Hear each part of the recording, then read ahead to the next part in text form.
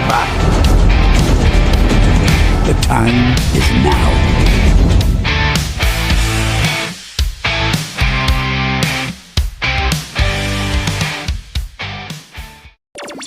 Newcastle United latest news talk. With TalkSport's Jet Cunningham, live, weekly, on NUFC Talk TV, the voice of the Toon Army. Hello, welcome to the JOURNO Insight on NUFC Talk with me, Jack Cunningham, and this is going to be a weekly feature, sort of 15, 20 minutes, where I run through the latest with Newcastle, including info from TalkSport and, of course, wider journalistic outlets. And I'm just going to give you what the latest is and also my opinion. Now, let's start with some information from my colleague at TalkSport, head chief football correspondent Alex Crook, who is reporting that Aston Villa are interested in William Osula. Now, this is interesting because we know Eintracht Frankfurt tried to sign Osula in the summer transfer window. In the end, that deal fell through on deadline day. And Osula had a pretty good start of the season, got a goal against Liverpool in the 3-2 defeat for us at St James's Park, scored twice against Bradford, played a huge role in the win against Fulham, where his shot was saved and it came out to Bruno Guimaraes and he scored. And unfortunately, he's been injured since the West Ham game when he came on in the second half as a substitute to try and turn that game around. And he's been out with an ankle injury ever since. Initially, it was hoped it wasn't going to be out for too long, and in the end, it's turned into this ongoing thing that has kept him out for a long time. Now, Villa are looking for forward additions this January. They're looking for forward additions to strengthen their squad and push on for the Champions League. They also clearly rate Osula as a player who they think Unai Emery can develop and grow. And Frankfurt are also still keen as well. There's numerous reports from Germany that a deal is already agreed between Osula and Frankfurt for the Dane to head to Germany and become the Hugo Ekitike replacement. Now, I think the fact that Frankfurt are willing to spend what would be about £20 million, according to, again, one of my colleagues, Andy Brassel, European football expert, he is suggesting that it's going to be about £20 million for Osula to Frankfurt. Villa would also probably pay around the same as well. Again, at the moment, all we know with Osula is that it's interest from Aston Villa. It's nothing more. I think this is a sign that there are clubs out there who clearly value what Osula brings to the game. And although he's raw still, I thought we saw signs in the early part of the season that he had developed as a player. I thought his assist for Harvey Barnes in the Union Saint-Gilloise win, the 4-0 victory, was magnificent. He rolls his man and then he times his pass perfection and he plays his pass with perfection. And that's something he definitely wouldn't have done last season. I think in many ways we've actually missed Osula, especially with Visser out injured as well. And I would caution the Newcastle board, I think, to sell Osula. Certainly for as low as £20 million. I think Newcastle can develop this guy into a good Premier League striker and potentially get a lot more down the line. I also think he can add value in the second half of the season. So that's the latest on William Osula. Hopefully he's back soon, but that's what we know lately. And moving on, Tino Livramento. Well, TalkSport, again, my colleague Alex Crook, understands that he's shown no willingness as of yet to sign a new contract at Newcastle United. Now, Manchester City are extremely keen on signing Tino. Arsenal have also been linked in recent days and reports. At the moment, we understand that that's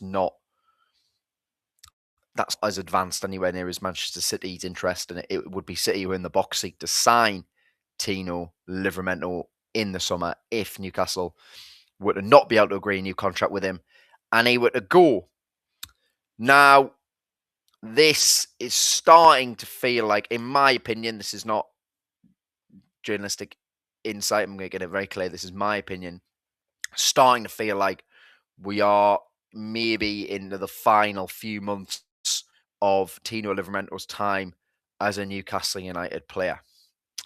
Now, this would be a huge shame, a huge blow to Newcastle and to Eddie Howe, especially, who has spent a lot of time working with him and developed him into a top right back. I still think going forward there are areas he can improve, and some would even argue that at left back he's actually better than he is at right back.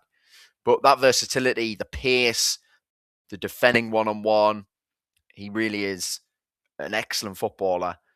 And the fact he showed no willingness to sign a new deal is concerning, especially whenever he talks about Newcastle, he seems to love it and appreciate the respect and the adulation he gets from the fans. But we are coming, in my view, maybe towards the end of Tino Livramento's time. Now, money-wise, it'll be interesting to see what Newcastle will be able to get for Livramento. If you think about what Newcastle paid to get him from Southampton, it was around £40 million. I would say in that time he has massively improved as a player, especially coming back from an ACL. So I would say that Newcastle, if they are going to sell him to Manchester City, or anyone else for that matter, they should be looking at double.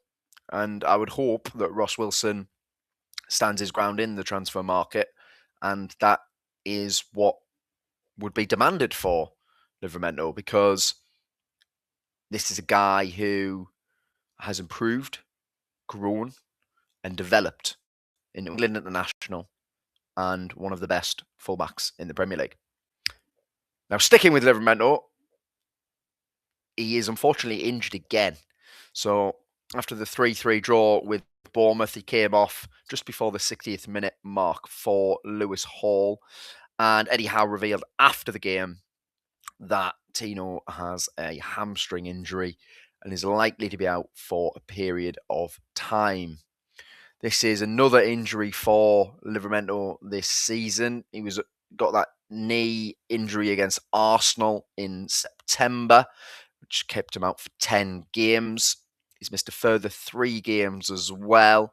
This is going to keep him out for another little period of time. There'll be a scan, of course, coming up, and then we'll know the severity of it. If it's a tear, you're looking at a few months out. Hopefully it's just a pull or a tweak, and we only got him out for a few weeks, because it seems as if whenever Tino Livramento is coming back into the team, he keeps picking up the odd injury, and it's meaning that he can't get into the flow and the rhythm and maybe show the form that he did sort of in last year and even the season before, in his first season as a Newcastle player, and what was a really difficult year for the club with so many games, and in the end finished very strongly. But do feel as if this is a concern, this hamstring injury. We know that once you get a hamstring injury, they can be reoccurring.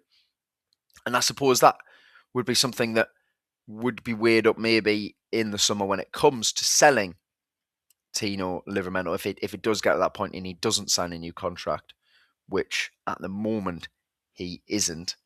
And they will be, well, we know Manchester City are hugely interested, and there will surely be other interest as well. So that is Livramento. However, I don't want this to all be negative and about players leaving and injuries. So there is some good news. Craig Hope of the Daily Mail, of course we all know, extremely reliable Newcastle correspondent, is reporting that Sven Botman is close to signing a new contract on Tyneside. Now, Botman's deal currently expires in 2027.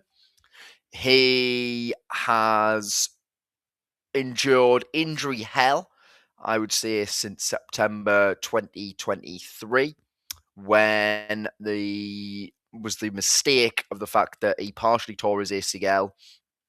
He rested for a few months, he came back, and then he did tear his ACL in that FA Cup defeat against Manchester City, and he was out for the rest of that season and the majority, well, until the back end of 2024 was when he returned. He played a huge role in the Carabao Cup semi-final victory over Arsenal. Thought he was an absolute rock at the back in those two games. And this season he's shown signs of being back to the Botman that we know and love. Now, equally, there's been other games where he looks way, way off it. I think even the Bournemouth game, you would argue he's at fault for 2 and 3 Bournemouth goals. The second one, he does well to initially intercept the Brooks pass, but then it comes back to it, Brooks, and he doesn't get anywhere near him.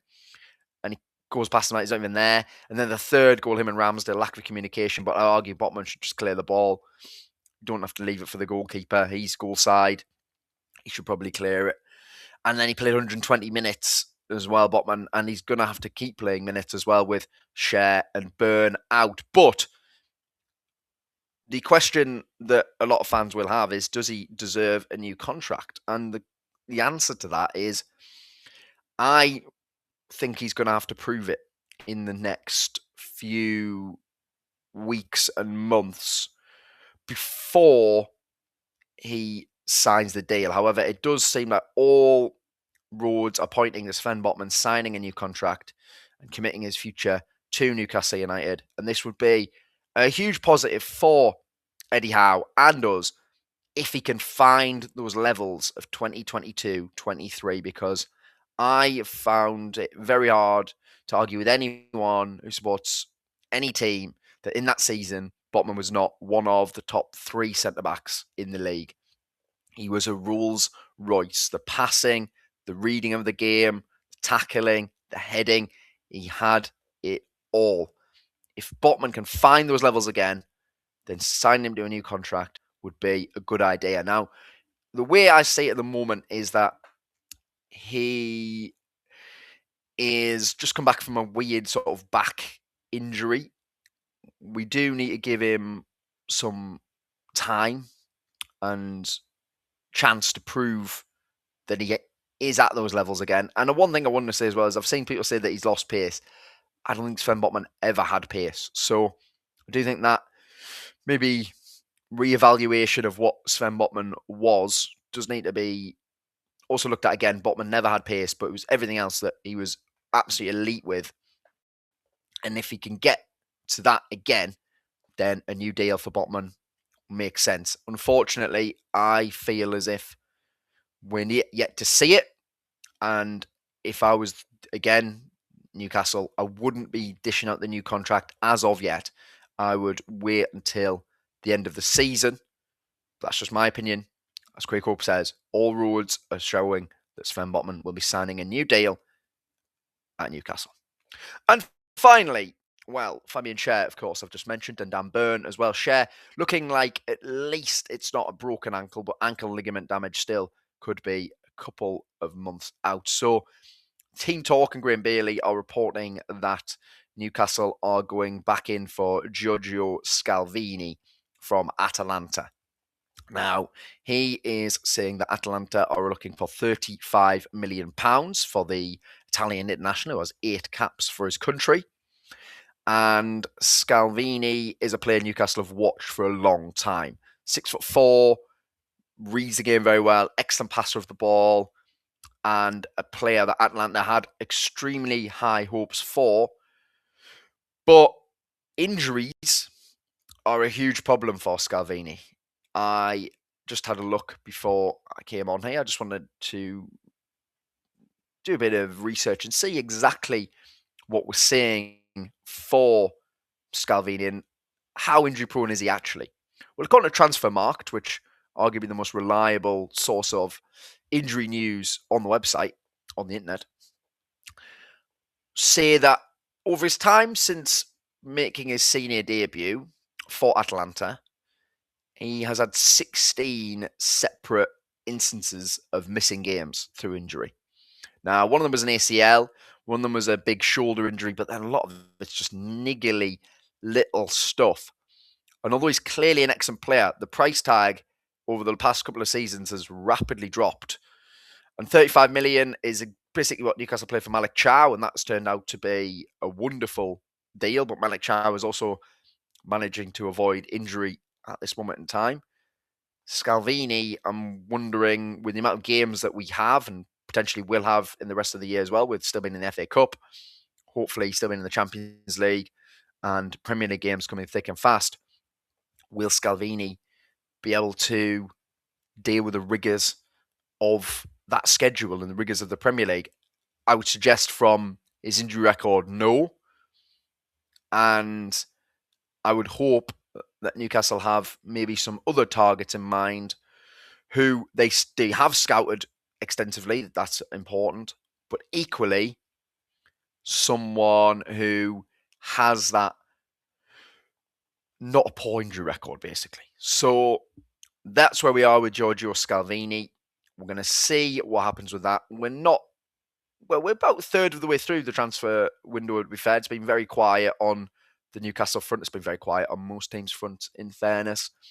But the injury crisis with Tino Livramento, hamstring injury, Cher, and Dan Burn yet to return, Emma Craft also still nowhere to be seen, makes me feel that it would be potentially irresponsible of the Magpies not to dip into the transfer market in January and strengthen this squad in the defensive part of the field. Otherwise, I think you're asking too much of the current players and you're asking too much of everyone else as well to cover. I mean, Miley is not a right back. He's filling in brilliantly, but he's not a right back. So that's where I'm at with the transfers. That has been the first Journo Insight on NUFC Talk. I hope you enjoyed it. Please remember to like, subscribe, and comment. You can also sign up for the NTTV membership as well, which is £4.99. If I think there was a refund issue, so if you have been refunded, there's a new price. So please think about resubscribing, and we can continue to bring you Newcastle content by Newcastle fans for Newcastle fans. And I will see you next time for the next Jack Cunningham show. I think it's going to be on Wednesday, that one. So please join me for that one after the Manchester City Carabao Cup final. But this is going to be a weekly feature, and hope you enjoyed it. See you later.